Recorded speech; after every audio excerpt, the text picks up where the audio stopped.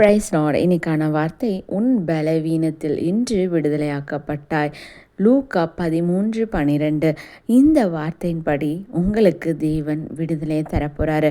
ஆமாங்க, பைபிளில் ஒரு ஸ்ரீ 18 வருஷமாய் பலவீனப்படுத்துகிற ஒரு ஆவியை கொண்டிருக்காங்க. அவங்க எவ்வளவோ நிமிர முடியாதபடி கூனியாக இருந்திருக்காங்க. தேவன் அவங்களுடைய தலை மேலே கைகளை வைத்த உடனே அவங்கள பலவீனப்படுத்துகிற காரியம் நீங்கி அவங்க விடுதலையாக்கப்பட்டாங்க. அவங்க தேவனை மகிமைப்படுத்தினாங்க. இந்த நாளிலும் தேவன் உங்களுக்கும் எனக்கும் சொல்லுகிற காரியம், உன் பலவீனத்திலிருந்து விடுதலையாக்கப்பட்டாய்.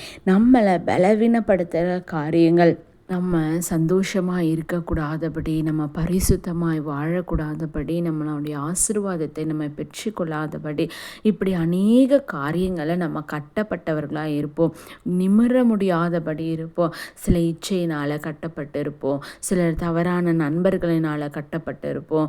நம்ம ஒரு நஷ்டத்தினால் நம்ம கட்டப்பட்டு இருப்போம். ஆசீர்வாதங்கள் இல்லாதபடி நம்ம கட்டப்பட்டு இருப்போம். ஆசீர்வாத தடைகள், இது எல்லாத்தையும் தான் நம்ம தேவன் பலவீனம்னு சொல்கிறாரு. அந்த மாதிரி காரியங்கள் தேவன் நமக்கு இன்றைக்கி விடுதலையாக்கப்பட போகிறாருங்க. விடுதலையை தர போகிறாரு. விசுவாசிக்கிறீங்களா? இன்றைக்கி தேவன் சொல்லுகிற காரியம், உன் பலவீனத்திலிருந்து விடுதலையாக்கப்பட்டா.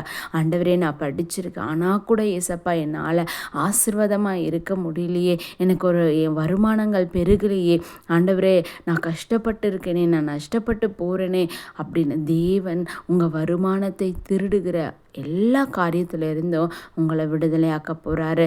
அதனால தான் கர்த்தர் சொல்கிறாரு, உன் பலவீனத்திலிருந்து விடுதலையாக்கப்பட்டாய். நீ எந்த காரியத்தில் விழுந்து போறியோ, நீ எந்த காரியத்தில் தொய்ந்து போய் நிற்கிறியோ, அதிலிருந்து தேவன் உனக்கு விடுதலை தரப்போகிறாரு.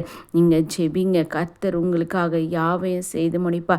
என் தேவனே, இதோ 12 வருடமாய் நிமிர முடியாதபடி இருக்கிற ஸ்ரீயை தேவன் நீர் தொட்டு ஆசீர்வதித்து நிமிர வைத்தது போல எங்கள் வாழ்விலும் நாங்கள் அப்பா நிமிர முடியாதபடி இருக்கிற காரியங்களிலிருந்து எங்களுக்கு விடுதலை தாங்க ஆண்டவரே.